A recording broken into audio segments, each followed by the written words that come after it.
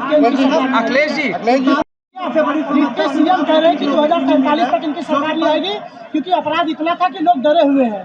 देखो, मैं आपसे कई बार कह चुका हूँ, आप बात नहीं समझते। मैं आपको समझाना चाहता हूँ, अभी 2026 है, फिर 27 होगा।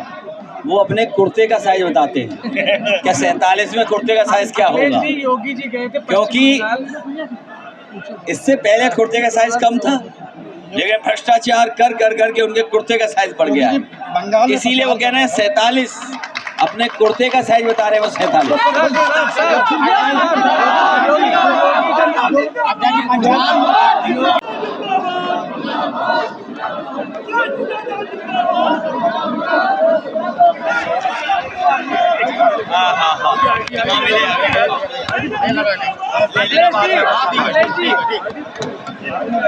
अयोध्या नीचे रखो यार, नीचे आइडिया नीचे रखो, मुझे नहीं आ रहा।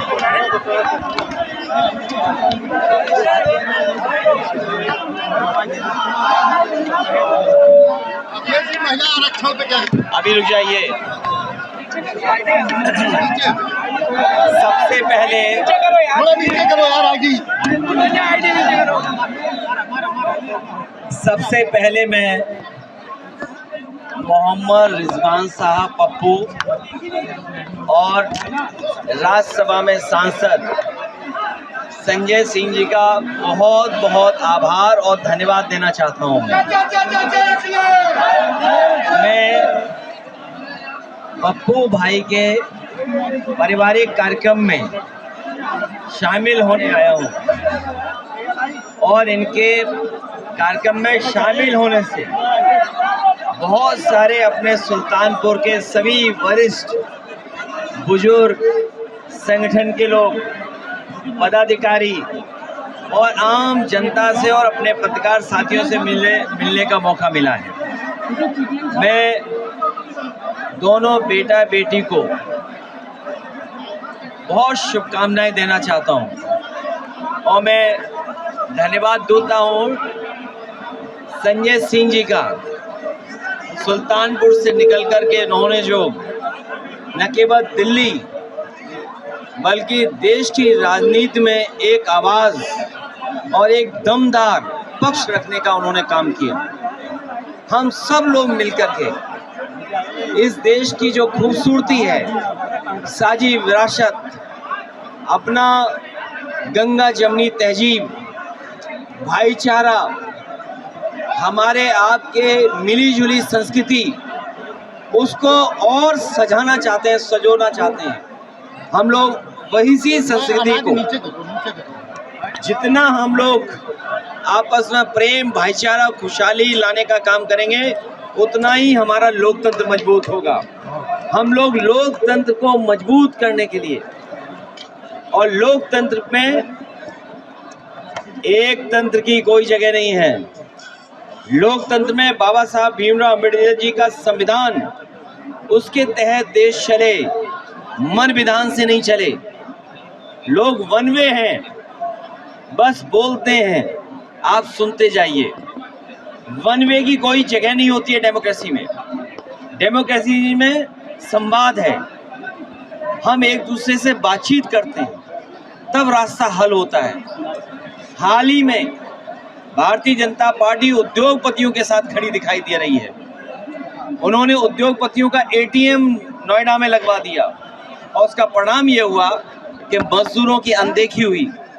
अगर मजदूरों के हक, अधिकार और उनके सम्मान का अगर पड़ोसी राज्य में ज़्यादा उनको लाभ मिल रहा होगा, ज़्यादा सहूलियत होगी, तो स्वाभाविक है कि मजदूर सड़क पे आएगा। और उसी का परिणाम ये है कि भारतीय जनता पार्टी के गलत फैसले, गलत नीति और कुछ लोगों को, कुछ उद्योगपति, कुछ कारोबारियों को इतना बड़ा बना दें, उसका परिणाम आज आपको देखने को मिला है। अब मुख्यमंत्री जी मुजफ्फरनगर गए थे, कम से कम मेरठ के व्यापारियों को बुला लेते, उनका दुख दर्द सुन लेते, उनकी तकलीफ परेशानी सुन लेते, किस तरह उजाड़ा जा रहा है वही जान लेते। और नोएडा भी करीब में है, कम से कम उन मजदूर भाइयों को अलग बैठ करके बात कर लेते और समाधान कर देते। वैसे भी मुख्यमंत्री जी नोएडा जाने से घबराते नहीं हैं, लेकिन इस बार लग रहा है कि नोएडा जाने की हिम्मत नहीं जुटा पाए होंगे, जबकि 80-90 किलोमीटर दूर रहे होंगे। और हम सब लोग महिला आरक्षण चाहते हैं, महिलाओं को सशक्तिकरण, उनके अधिकार मिले। जिन्होंने महिलाओं के मतदान का इतिहास पढ़ा होगा वो जानते होंगे कि उन्हें कितना संघर्ष करना पड़ा, उसके बाद उन्हें अधिकार मिला केवल वोट डालने का। और आज हम सब लोग पक्ष में, लेकिन सवाल ये है कि जल्दीबाजी क्यों? ये जल्दीबाजी किस लिए? अगर आप महिलाओं का सम्मान हक देना चाहते हैं, सशक्तिकरण करना चाहते हैं, तो सुरक्षा और सशक्तिकरण के लिए क्या काम किया आपने? कम से कम वो रोड मैप तो दें। और फिर बाबा साहब भीमराव अम्बेडकर जी का संविधान के फिर एक बार ये लोग नज़रअंदाज कर रहे हैं। जो बात हम लोग कहते थे कि संविधान से नहीं चलना चाहते हैं, उसी तरह देखने को मिला कि संविधान से नहीं चल रहे हैं। हम सब लोग महिला आरक्षण के पक्ष में, लेकिन हम लोगों के सुझाव माने जाएं। और जब तक सेंसस नहीं होगा तो आप कॉन्स्टिट्यूएंसीज कैसे बनाओगे? उनका क्षेत्र कौन होगा? आप आरक्षण लाना चाहते हो, लेकिन उन्हें किस क्षेत्र में चुनाव लड़ाओगे? वो क्षेत्र कहाँ है? क्षेत्र कब डिसाइड होते हैं? जब डिलिमिटेशन होती है, और डिलिमिटेशन तब होता है जब सेंसस हो जाता है। तो सोचिए, कोई ना कोई साजिश और षड्यंत्र है जिसकी वजह से उन्होंने सेंसस नहीं किया। और जब जनगणना नहीं होगी तो आप पे आंकड़े कैसे होंगे? ये जब 1/3 आंकड़े का सवाल है, तो आंकड़े का गिनती होनी चाहिए। गिनती तब होगी जब सेंसस होगी, और वो नहीं कर रहे हैं। मैं इसीलिए आपके इलेक्शन कमिश्नर रहे, उनका एक सुझाव था कि हम महिलाओं को आरक्षण जल्दी कैसे दे सकते हैं, क्योंकि ये सरकार मन विधान से चलना चाहती है, एक तंत्र, किसी के सुझाव भी नहीं लेना चाहती है। तो वही हमारे चीफ इलेक्शन कमिश्नर रहे, उन्होंने जो सुझाव दिया, जो सुझाव उनका है वो भी महत्वपूर्ण सुझाव है कि उनकी रिप्रेजेंटेशन कैसे दी जाए। अगर पॉलिटिकल पार्टीज़ को उनके वोटों की संख्या के हिसाब से भी अगर देना चाहें तो दे सकते हैं, लेकिन ये देना नहीं चाहते हैं।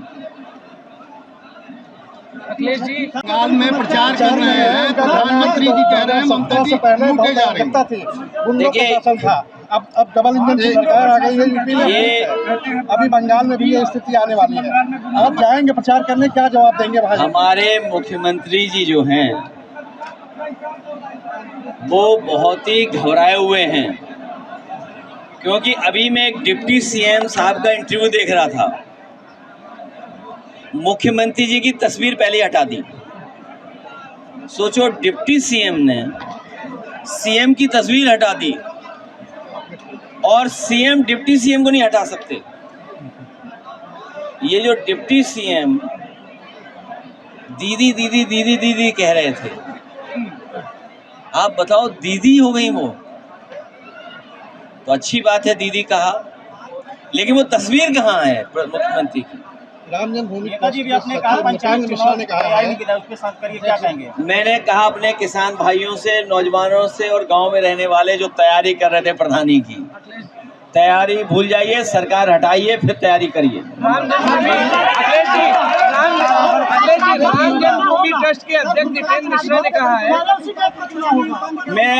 मैं अपने पत्रकार साथी जो लगातार चीनी मिल को लेकर के कह रहे हैं, अभी बहुत सारी टेक्नोलॉजी बदली है।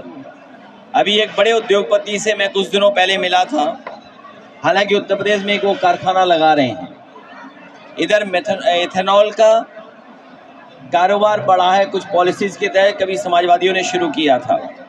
इधर चीनी से पैकेजिंग का भी सामान बनने लगा है।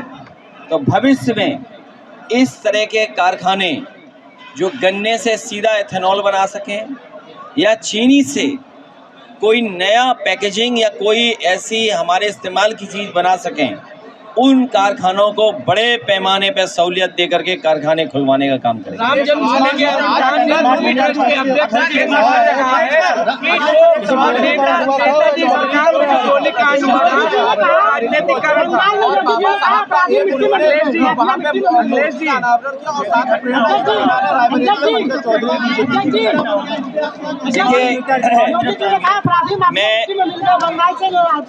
अभी एक मिनट, मैं अपने पत्रकार साथियों से सबसे ये बताना चाहता हूँ, जब उन्हें समाजवादी अपने आप को बनना था, जब भारतीय जनता पार्टी का गठन हुआ, जब भारतीय जनता पार्टी की स्थापना हुई, उनके पास कोई समाजवादी नेता नहीं था।